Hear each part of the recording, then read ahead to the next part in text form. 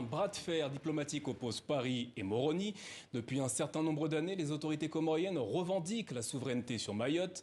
Elles refusent d'ailleurs de laisser accoster les bateaux qui transporteraient les Comoriens expulsés de l'île. Cet imbroglio est donc l'occasion de s'intéresser à l'histoire de ce territoire disputé.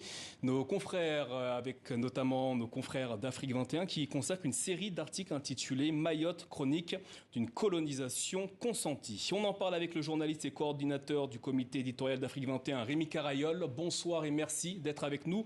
Tout d'abord, pourquoi avez-vous fait le choix de ce titre ? Parce que c'est un peu le résultat de ce qui s'est passé dans l'histoire, en fait. C'est-à-dire que les Mahorais, lorsqu'ils ont décidé de voter contre l'indépendance, ils ont assumé, en tout cas leurs responsables politiques, leurs porte-parole aussi, ont assumé le fait de préférer ce qu'ils appelaient une colonisation à une autre, parce que selon leurs arguments, en fait, les Comoriens voulaient coloniser l'île de Mayotte. Alors, l'histoire, tout de même, démontre qu'il y avait des liens très étroits entre les Comoriens, les trois autres îles et les habitants de Mayotte. Mais voilà, c'était l'argument qu'ils avançaient, c'est-à-dire entre deux colonisations, nous préférons la colonisation française. Et donc on peut dire que ça a été une forme de colonisation consentie par le peuple de l'île de Mayotte. Dans votre article, vous revenez sur la date du 2 novembre 1958. En quoi cette date a-t-elle été déterminante ? Bon, symboliquement, c'est le début de la séparation, en fait. C'est-à-dire qu'à l'époque, l'archipel des Comores, donc, qui est constitué de 4 îles, est un territoire d'outre-mer. C'est un statut hérité de la colonisation. Il y a une autonomie qui est en train de se mettre en place sur cet archipel. Alors que des élections ont eu lieu quelques semaines auparavant, pas des élections importantes, puisque c'était le vote d'un référendum, au niveau de l'ensemble de la France et de ses colonies pour savoir si les électeurs voulaient, notamment des colonies, voulaient rester dans l'ensemble français ou pas. Peu de temps après, des responsables politiques de Mayotte ont décidé de défendre la départementalisation au sein de la République française parce qu'ils ne voulaient pas de l'indépendance. Alors qu'il était évident que l'archipel, comme les autres anciennes colonies françaises, allait tout droit vers l'indépendance. Ça a pris un peu plus de temps aux Comores que dans la plupart des autres anciennes possessions de la France sur le continent africain, mais on y est arrivé quelques années plus tard. Rémi Carayol, des consultations d'autodétermination ont été organisées. En décembre 1974, Mayotte se sépare des Comores et devient un département français d'outre-mer en mars 2011. Vous insistez dans vos articles sur ce vote. Que racontent ces résultats ? Bon, ils racontent très clairement une rupture, effectivement, entre Mayotte et les autres îles, mais en fait, au-delà des résultats nets, ce qu'il faut étudier, c'est le contexte, autour notamment de la première consultation qui a eu lieu en 1974, lorsque l'ensemble des habitants de l'archipel sont une nouvelle fois interrogés, est-ce qu'ils veulent devenir indépendants ou pas. Plus de 95% des habitants des îles de Mohéli, de la Grande Comore et d'Anjouan votent en faveur de l'indépendance, et à Mayotte, 63% des électeurs votent contre l'indépendance. Donc on voit bien quand même qu'à Mayotte, une majorité était contre l'indépendance, mais qu'il y avait des débats, et des débats parfois très tendus, voire violents, puisqu'il y avait en fait toute la période pré-consultation, des années 72, 73, 74, ont été marquées par des affrontements parfois très très violents, par des rixes, par une chasse aussi aux indépendantistes, ceux qu'on appelait alors les serrer la main.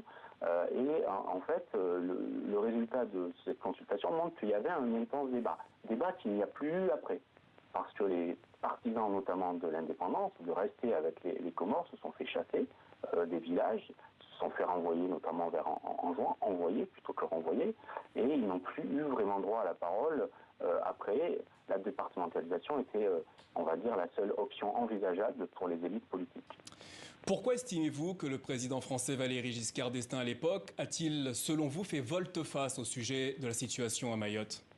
Parce qu'il n'était pas favorable, en tout cas dans ses déclarations publiques, il avait très clairement affirmé que les Comores représentaient une unité, les 4 îles, qu'il y avait une unité géographique, une unité historique, et qu'il n'était pas question de disloquer cet archipel. Et de fait, Valéry Giscard d'Estaing semblait ne pas être favorable à cette dislocation. Un homme qui comptait à l'époque dans les relations franco-africaines, qui est M. Focard, qui était le Monsieur Afrique, de Charles de Gaulle et de Georges Pompidou, qui était un peu moins influent sous Valéry Giscard d'Estaing, mais qui le restait tout de même, était lui aussi contre la dislocation de l'archipel. Seulement, au sein des dirigeants français, il y avait des gens qui militaient en faveur de cette dislocation et qui militaient pour que Mayotte reste française. Notamment, il y avait un très fort lobby au niveau de l'extrême droite, qui était quand même assez puissante, un fort lobby au niveau du Parlement, de certains ministres aussi, influents, et puis un fort lobby au niveau de l'armée, qui comptait garder cette place forte dans l'océan Indien, qui est une zone géostratégique importante. Comment le choix du rattachement de Mayotte à la France a-t-il été reçu à cette époque aux Comores ?